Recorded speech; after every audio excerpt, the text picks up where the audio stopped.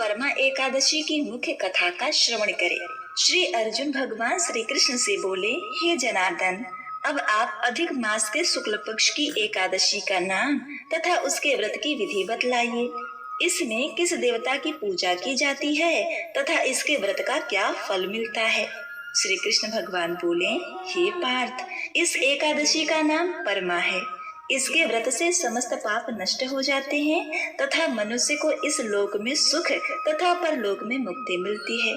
इसका व्रत पूर्वोक्त विधि से करना चाहिए और भगवान विष्णु की पूजा धूप दीप नैवेद्य पुष्प आदि से पूजा करनी चाहिए। इस एकादशी के विषय की मनोहर कथा जो कि महर्षियों के साथ काम्पिल्य नगर में हुई थी, कहता हूँ, ध्यान पूर्वक सुनो। काम्पिल्य नगरी में सुमेधा नाम का अत्यंत धर्मात्मा ब्राह्मण रहता था। उसकी स्त्री अत्यंत पवित्र तथा पतिव्रता थी। किसी पूर्व पाप के कारण यह दंपति अत्यंत दरिद्र थे। उसे भिक्षा मांगने पर भी भिक्षा नहीं मिलती थी। उस ब्राह्मण की पत्नी वस्त्रों से रहित होते हुए भी अपने पति की सेवा करती थी तथा अतिथि को अन्न देकर स्वयं भूखी रह जाती थी और पति से कभी किसी वस्तु की मांग नहीं करती थी। दोनों पति पत्नी घोर अभाव पूर्ण जीवन व्यतीत कर रहे थे। एक दिन सुमेधा अपनी पत्नी से बोला, हे प्रिय, जब मैं धनवानों से धन मांगता हूँ तो वह मुझे नहीं देते। गृहस्थी धन के बिना नहीं चलती, इसलिए यदि तुम्हारी सहमति हो तो मैं परदेश जाकर कुछ उद्योग करूं, क्योंकि विद्वानों ने उद्योग की प्रशंसा की है। उसकी पत्नी विनीत भाव से बोली, हे प्राणनाथ, मैं आपकी दासी हूँ। पति अच्छा या बुरा जो भी कहे पत्नी को वही करना चाहिए। मनुष्य को पूर्व जन्म के कर्मों का फल मिलता है। सुमेरु पर्वत पर रहते हुए भी मनुष्य को बिना भाग्य के स्वर्ण नहीं मिलता। पूर्व जन्म में जो मनुष्य विद्या और भूमि दान करते हैं उन्हें इस जन्म में विद्या और भूमि मिलती है। विधाता ने भाग्य में जो कुछ लिखा है वह टाले नहीं टलता। यदि कोई मनुष्य दान नहीं करता तो भगवान उसे केवल अन्न ही देते हैं। इसीलिए आपको इसी स्थान पर रहना चाहिए, क्योंकि मैं आपका वियोग नहीं सह सकती। पति बगैर स्त्री की माता पिता भाई ससुर तथा संबंधी सभी सभा निंदा करते हैं। इसलिए हे प्राणनाथ, आपको कहीं जाने की आवश्यकता नहीं। जो भाग्य में होगा यह यही मिल जाएगा। पत्नी की सलाह मानकर ब्राह्मण परदेश नहीं गया। इसी प्रकार समय बीतता रहा। एक समय कौटिल्य मुनि उस जगह आए। उन्हें देखकर सुमेधा और उसकी पत्नी ने उन्हें प्रणाम किया और बोले, आज हम धन्य हुए। आपके दर्शन से आज हमारा जीवन सफल हुआ। मुनि को उन्होंने आसन दिया और भोजन दिया। भोजन देने के पश्चात पतिव्रता बोली, हे मुनिवर, आप मुझे दरिद्रता का नाश करने वाली विधि बतलाइए। मैंने अपने पति को परदेश में धन कमाने जाने से रोका है। मेरे भाग्य से आप यहाँ आए हैं। मुझे पूर्ण विश्वास है कि अब मेरी दरिद्रता शीघ्र ही नष्ट होने वाली है। अतः आप हमारी दरिद्रता नष्ट करने के लिए उपाय बताइए। इस पर कौटिल्य मुनि बोले, मल मास के शुक्ल पक्ष की परमा एकादशी के व्रत से समस्त पाप दुख और दरिद्रता आदि नष्ट हो जाते हैं।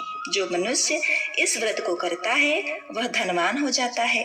इस व्रत में नाच गान आदि सहित रात्रि जागरण करना चाहिए। महादेव जी ने कुबेर जी को इसी व्रत के करने से धनाध्यक्ष बना दिया था। इसी व्रत के प्रभाव से सत्यवादी राजा हरिश्चंद्र को पुत्र स्त्री और राज्य प्राप्त हुआ था। फिर मुनि कौटिल्य ने उन्हें एकादशी के व्रत की समस्त विधि कह सुनाई। मुनि बोले, हे ब्राह्मणी, पंचरात्रि व्रत इससे भी अधिक उत्तम है। परमा एकादशी के दिन प्रातः काल नित्य कर्म से निवृत्त होकर विधि पूर्वक पंचरात्रि व्रत आरंभ करना चाहिए। जो मनुष्य 5 दिन तक निर्जल व्रत करते हैं वे अपने माता पिता और स्त्री सहित स्वर्गलोक को जाते हैं। जो 5 दिन तक संध्या को भोजन करते हैं वे स्वर्ग को जाते हैं। जो मनुष्य स्नान करके 5 दिन तक ब्राह्मणों को भोजन कराते हैं उन्हें समस्त संसार के भोजन कराने का फल मिलता है। इस व्रत में जो घोड़े दान करते हैं उन्हें तीनों लोक दान करने का फल मिलता है। जो मनुष्य उत्तम ब्राह्मण को तिल दान करते हैं वे तिल की संख्या के बराबर वर्षों तक विष्णु लोक में रहते हैं। जो घी का पात्र दान करते हैं वह सूर्य लोक को जाते हैं। जो 5 दिन तक ब्रह्मचर्य व्रत करते हैं वे देवांगनाओं के साथ स्वर्ग जाते हैं। हे ब्राह्मणी, तुम अपने पति के साथ इसी व्रत को करो। इससे तुम्हें अवश्य ही सिद्धि और अंत में स्वर्ग की प्राप्ति होगी।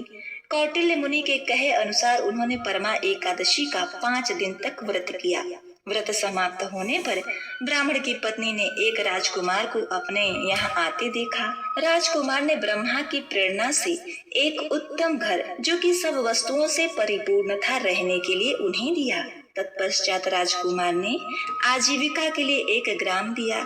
इस प्रकार दोनों इस व्रत के प्रभाव से इस लोक में अनंत सुख भोग कर अंत में स्वर्ग लोक को गए। श्री कृष्ण भगवान ने कहा, हे पार्थ, जो मनुष्य परमा एकादशी का व्रत करता है उसे समस्त तीर्थों व यज्ञों आदि का फल मिलता है। जिस प्रकार संसार में 2 पैरों वालों में ब्राह्मण, 4 पैरों वालों में गौ, देवताओं में इंद्रराज श्रेष्ठ हैं, उसी प्रकार मासों में अधिक मास उत्तम है। इस महीने में पंचरात्रि अत्यंत पुण्य देने वाली है। इस महीने में पद्मिनी और परमा एकादशी भी श्रेष्ठ है। इसके व्रत से समस्त पाप नष्ट हो जाते हैं।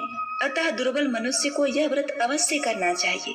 यह मनुष्य योनि बड़े पुण्यों से मिलती है, इसलिए मनुष्य को एकादशी का व्रत अवश्य करना चाहिए। हे अर्जुन, जो तुमने पूछा था वो मैंने बतला दिया।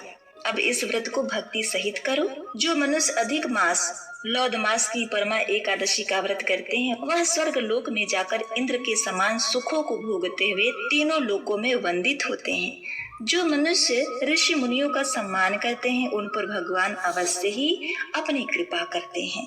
लक्ष्मी इधर उधर भागने से नहीं मिलती, बल्कि युक्ति पूर्वक श्रम करने से तथा ईश्वर की कृपा से प्राप्त होती है।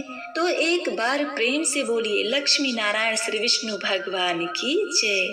तुलसी सहित श्री शालिग्राम भगवान की जय। प्रिय भक्तों, आइए